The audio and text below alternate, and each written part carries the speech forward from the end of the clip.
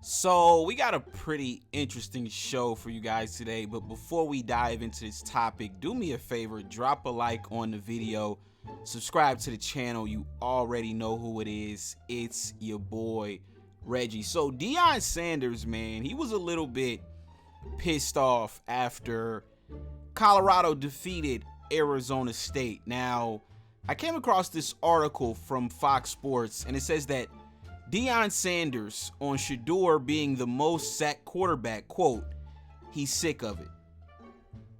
So you got to meet my expectations. And that starts in practice, that starts in film study, that starts in preparation, that starts in coaching, that starts all the way down the board. It ain't just the kids, it's everybody. I have lofty expectations for this team, for this school, for this university. I really do. And we're going to get there. Coach, on the one drive there, I think it was late in the third quarter, early in the fourth quarter, Shedeur on a scramble kind of lowered his shoulder and hit one of the ASU defenders and looked like he yelled, at the sideline at you guys. What did that message send to the team as he was kind of showing off that? I don't even know if it registered. Because how you got a quarterback is not known for running, lowering his shoulder and runs over a guy. It should be 3 linemen there to help him up, shouldn't it? Didn't see that. That shit right there, that should make you want to say, oh my God, our quarterback ain't no joke. He's a dog. No. Didn't see it. So, you guys heard what Deion Sanders had to say after the game. He is pretty pissed off with the way that his O-line is blocking or not blocking, I'll say, for Shedeur Sanders. So, like I said, this article came from foxsports.com, and it goes on to say that Sanders specifically called out the defensive pressure Shedeur was constantly facing, which contributed to the junior quarterback being visibly frustrated throughout the game. Quote, he's mad, Sanders said. He's upset with the way this looks. He's upset with the way it's going. He's upset with hit after hit after hit. You think he's happy being the most sacked guy in college football? He's still doing what he's capable of doing. He's sick of it. Shedeur finished the game with 26 of 42 for 239 yards in the score, but he was sacked 5 times in the win. He delivered in the clutch late in the game, leading a 5-play, 50-yard drive, which resulted in a game-winning field goal. Quote, every drive is key. He always does this, Deion Sanders said of Shedeur. You see it every week. This ain't new for him. You've seen this every week. We've seen him do this every week. It's like we wait for him to put on his cape and do what he does. That's what he does every week. You guys should be accustomed to it by now. So, like I said, man, Deion Sanders, he's not pleased with his O-line and the way they've been protecting his quarterback, Shedeur Sanders. So they got to clean that up. Now, like I said, they are 4-2 on the season.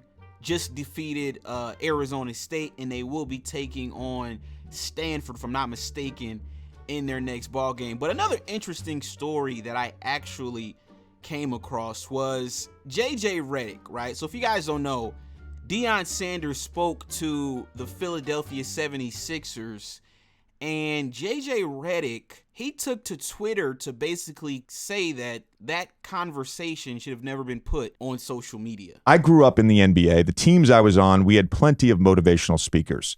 Some of them I really took a lot from, and a few were impactful for our team. None of those talks were recorded, then posted to social media. What are we doing now? Is the locker room not sacred?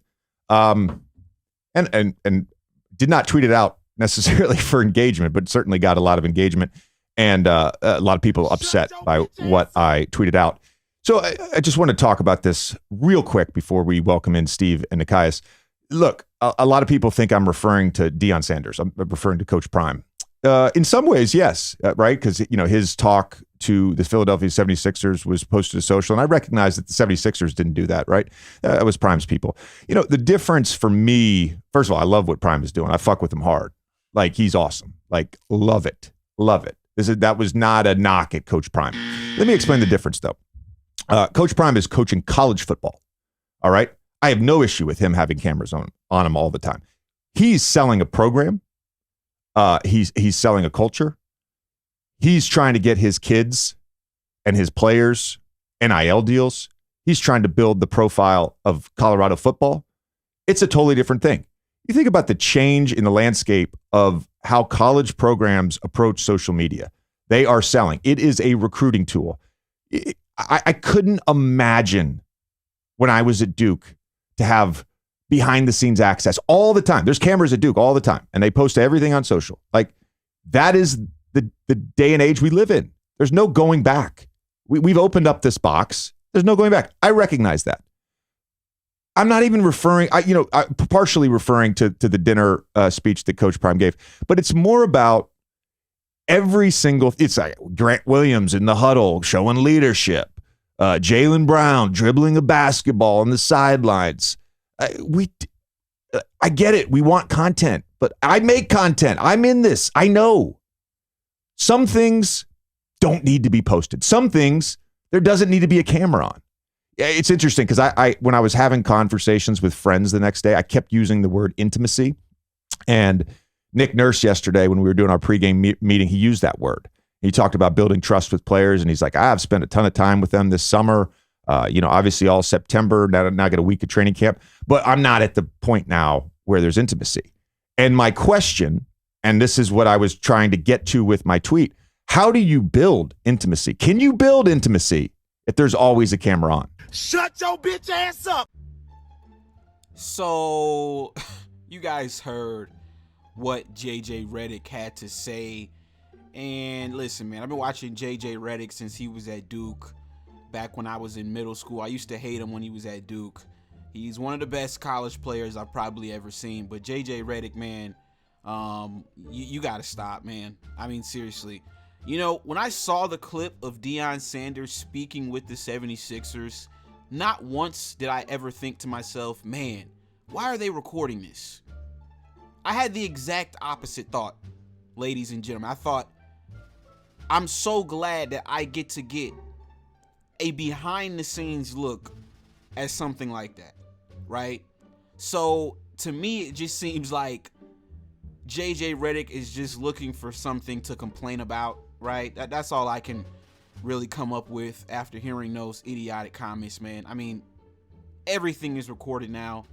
I guess I can kind of understand where he's coming from, where he's saying, maybe everything shouldn't be posted to social media, but Deion Sanders speaking with the 76ers is what he chose to refer to when he brought up that point. I don't know. It seems forced to me. I'm not gonna lie to you guys, right? I really had no issues with it. And like I said, it just sounds like he's looking for something to complain about. But like I said, man, that's really all I got on that topic. Do me a favor, though, and let me know what you thought about the topics that were discussed in this video in the comment section down below. Let me know you guys' thoughts on Deion Sanders being visibly upset at his O-line and the way that they're blocking for Shedeur Sanders. And yeah, man, I will catch you guys on the next one. Be sure, if you haven't already, to subscribe to the channel. This was another installment of The Locker Room. Peace.